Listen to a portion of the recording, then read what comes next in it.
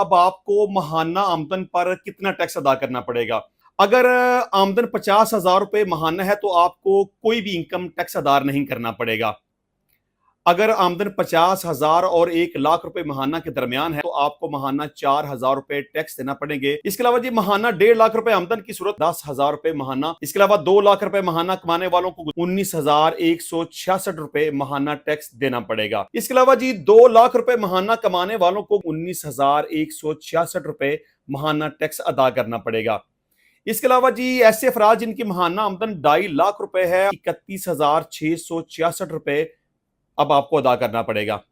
इसके अलावा जी 3 लाख रुपए महाना कमाने वाले अफराद 45,833 रुपए अदा करना पड़ेगा।